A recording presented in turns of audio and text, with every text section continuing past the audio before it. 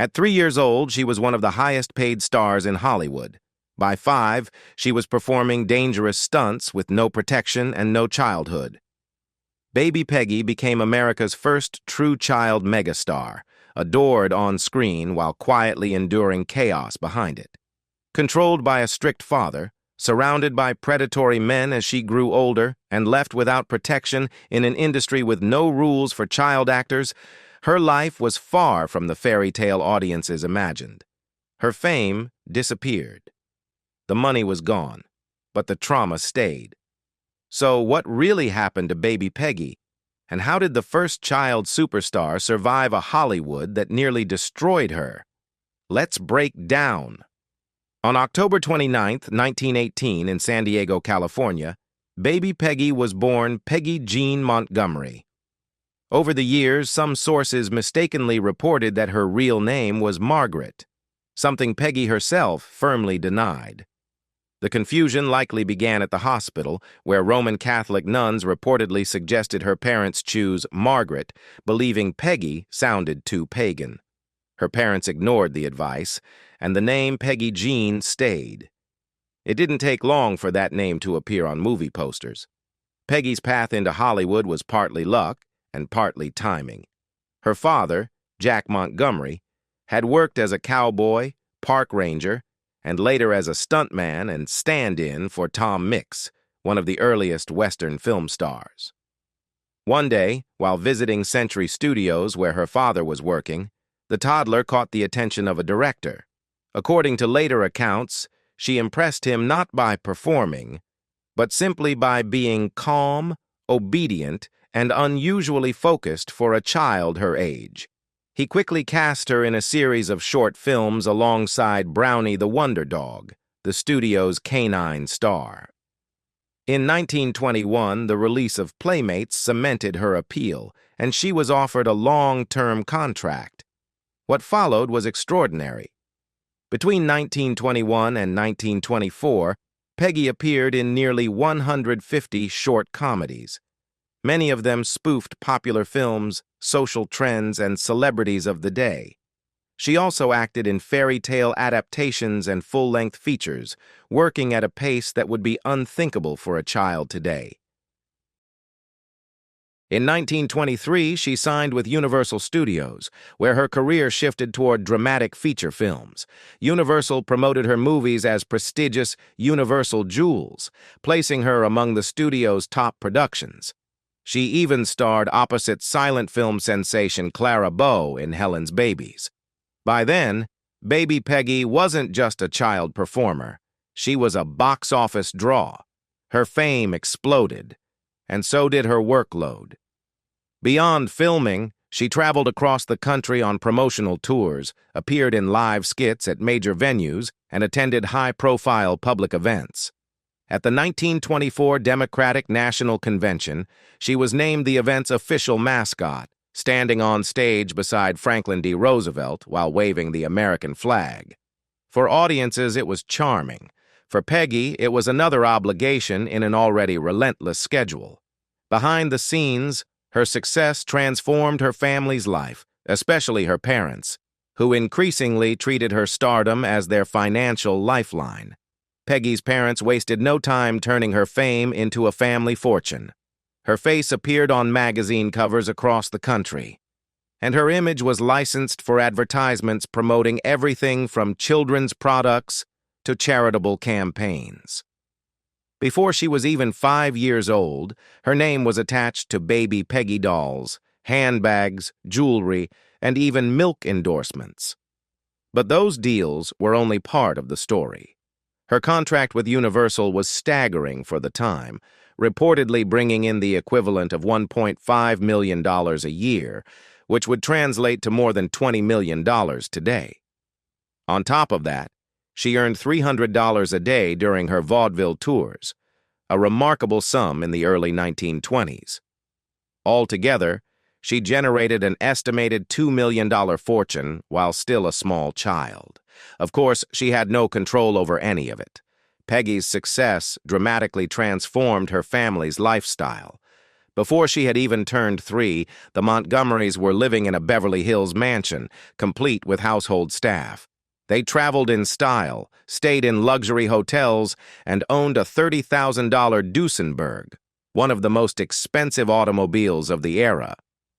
Peggy herself was chauffeured to work in a limousine. From the outside, it looked like a fairy tale. But perhaps the most intoxicating reward wasn't the money. It was the adoration. Her signature bob haircut and expressive face made her instantly recognizable. In the year she turned 6, she reportedly received over 1.2 million fan letters. The volume was so overwhelming that her family is said to have hired multiple women just to sort through the mail. She was a national obsession, a social darling before she even understood what that meant. Her fame didn't just captivate audiences, it inspired other ambitious parents. Peggy later reflected that her early success likely influenced families like those of Shirley Temple and Judy Garland. Garland herself reportedly owned a baby Peggy doll as a child. Peggy had unknowingly set a template for child stardom, yet behind the glittering image, reality was far harsher. Peggy entered the industry at a time when child actors were a novelty, and there were no labor protections in place. She worked 8 hours a day, 6 days a week, even as a toddler. There were no structured breaks, no guaranteed schooling, and no oversight to ensure her well-being. Exploitation was common, and it was normalized. She also witnessed disturbing scenes on set. As an adult, she recalled seeing cruel treatment of animals during productions, including one incident where an elephant fatally crushed a trainer during a performance. These moments left lasting impressions on her. But as troubling as those experiences were, they were only part of a much darker reality she would eventually come to understand. Peggy wasn't just battling the pressures of Hollywood. She was also struggling with something far more personal.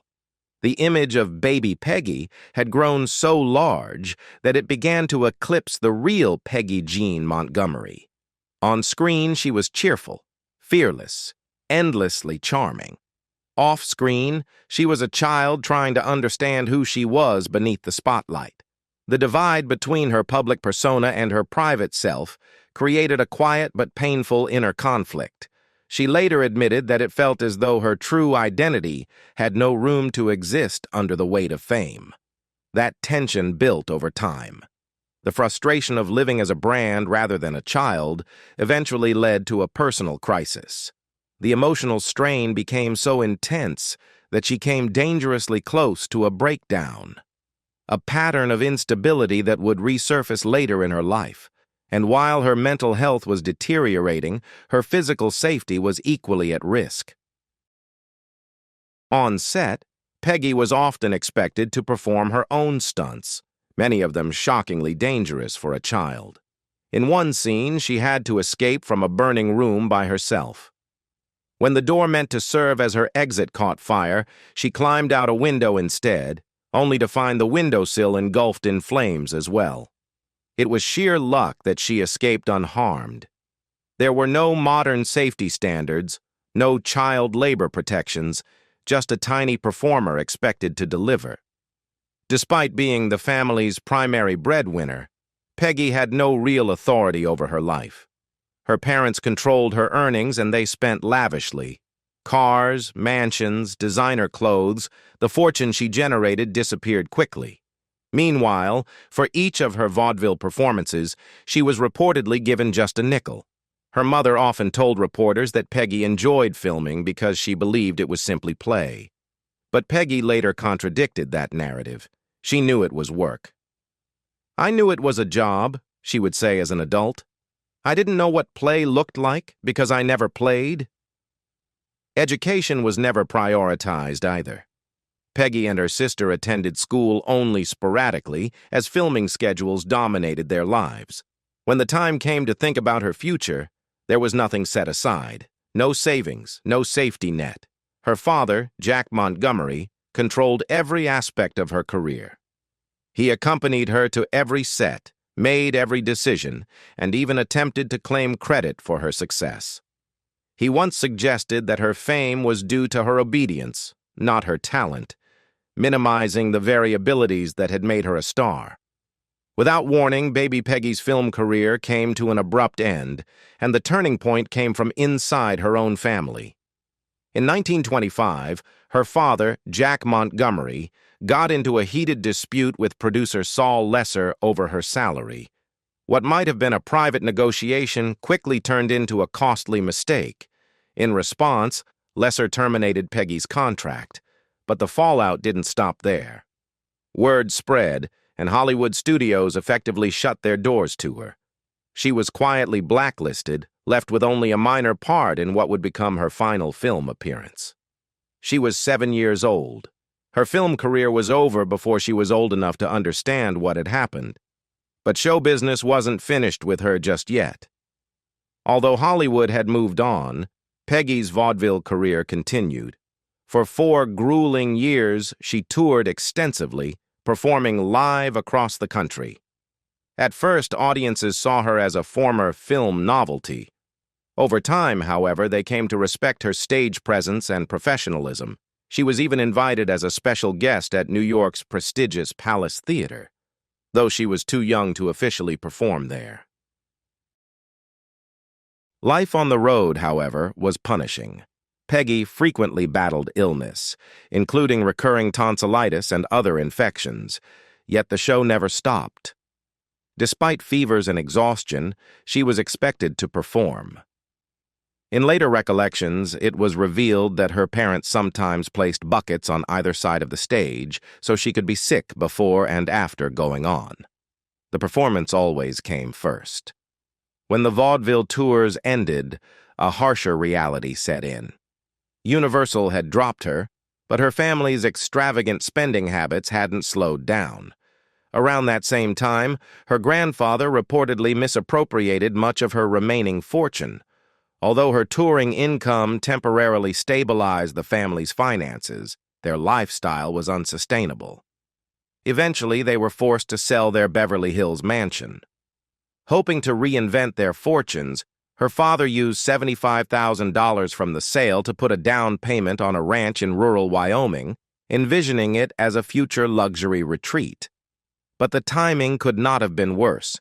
The stock market crash of 1929 crushed those ambitions almost overnight. The Great Depression followed, and the Montgomery family's finances unraveled. They sold valuables to survive. Hollywood glamour was replaced by economic hardship. For Peggy, the ranch offered a brief, unexpected relief. Away from cameras and studios, she experienced something closer to a normal childhood. But stability didn't last. With no money left and few options, the family returned to Hollywood, this time with just $300 borrowed from a friend. Hollywood had transformed by the time Peggy returned. Silent films were fading fast, replaced by talkies that demanded new skills and fresh faces, and Peggy was no longer the wide-eyed toddler audiences remembered. She was a teenager, and in an industry obsessed with novelty, that made her almost invisible. Finding work proved humiliating. When she managed to land roles as an extra, she earned just $3 a day. On set, she stood alongside other former silent film stars who had also been pushed aside by the changing times. The glamour was gone. The hierarchy had shifted. Peggy learned quickly that childhood fame didn't guarantee a future. Still, she tried to stage a comeback. She posed for publicity photos with Douglas Fairbanks Sr., hoping nostalgia might spark renewed interest. She hired a new manager. She auditioned. But then a damaging rumor began to circulate that she had performed poorly in a screen test. The problem? The bad audition never even happened. The gossip spread anyway, quietly poisoning her chances before they could take root. Her failed return left the family struggling. At times, they relied on food coupons just to survive.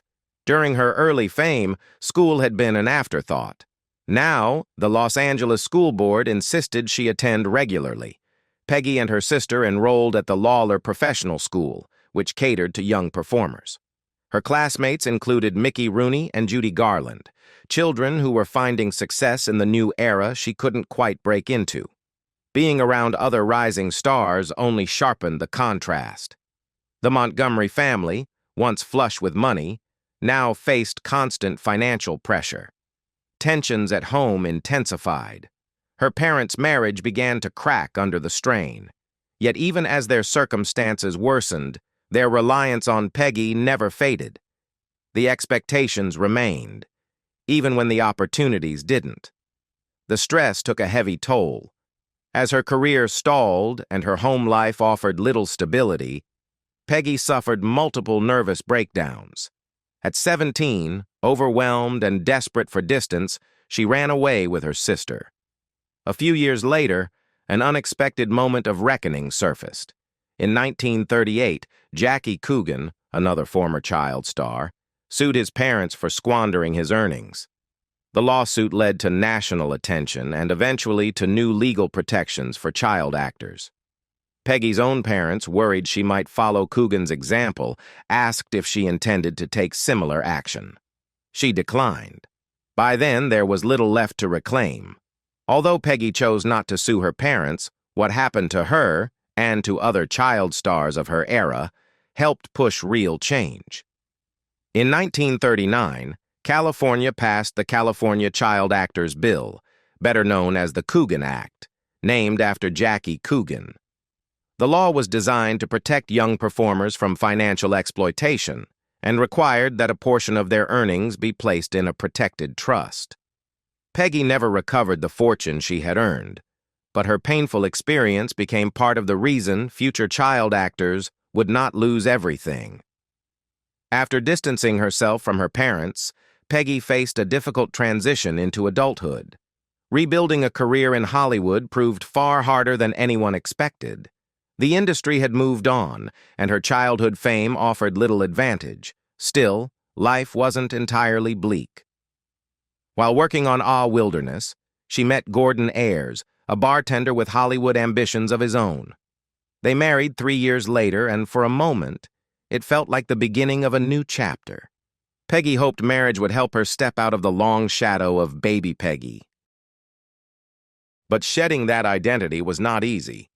Even as an adult, casting directors and audiences struggled to see her as anything other than the silent-era child star. Determined to move forward, she reinvented herself. Inspired by actress Diana Wynyard and adopting her husband's surname, she became Diana Ayers, leaving baby Peggy behind, at least in name. The change, however, did not revive her career. As Diana, she still found only occasional work as an extra. In 1940, a newspaper column reported that she and her husband were living modestly in New York City. Gordon tended bar to support them, while Diana searched for roles. According to some accounts, the couple survived on little more than donuts during particularly lean periods, and while she was no longer a child, Hollywood still carried its dangers. Diana later spoke candidly about the atmosphere on sets, where older men would linger, approach young actresses, and make unwanted advances.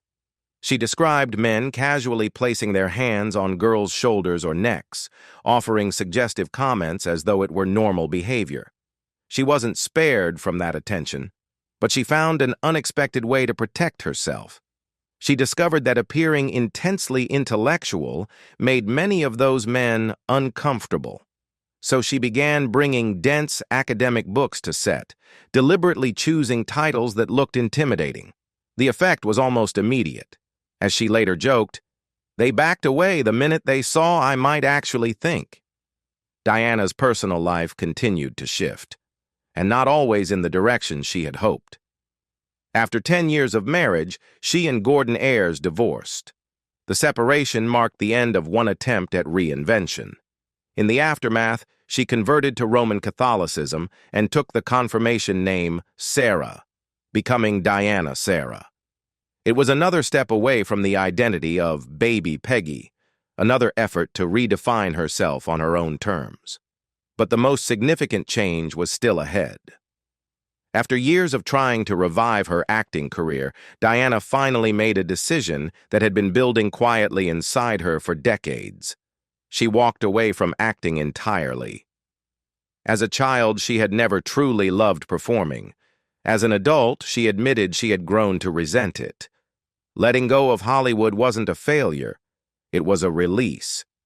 She took ordinary jobs, working as a switchboard operator, assisting in bookstores, managing a gift shop. For someone who had once been one of the highest-paid child stars in America, it was a dramatic shift. But it was also grounding. Books, which had once served as a shield against unwanted attention on film sets, became central to her life. In 1954, she founded a greeting card company.